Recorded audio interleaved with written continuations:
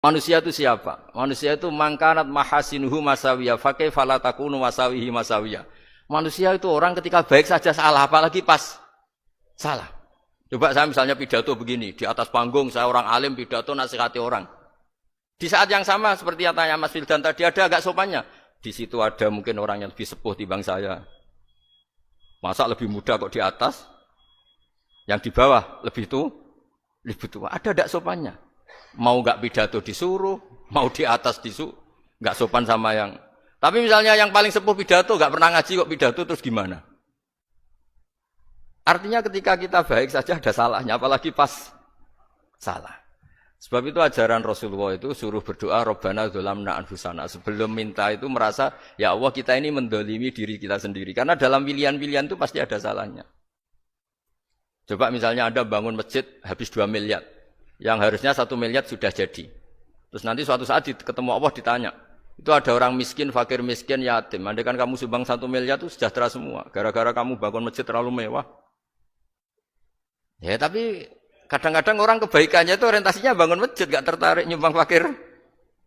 Saat itu cara berpikir gitu mau apa? Tapi kalau dia kumuluhur manusia terbaik karena bangun masjid 2 miliar. Coba diaudit secara kepentingan syar'i.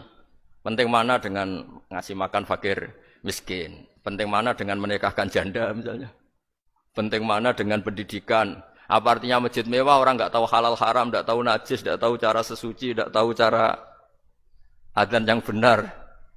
Terus penting mana untuk beli kitab sama dipakai masjid? Apa artinya beli kitab apa tapi nggak makan? Penting mana makan sama beli kitab? Ada auditnya.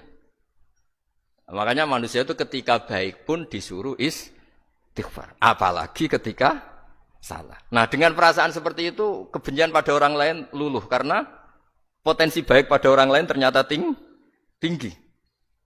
Dan potensi salah ke kita juga tinggi. Nah dilatih gitu. Jadi di Ihya itu ada kitab tawaduk.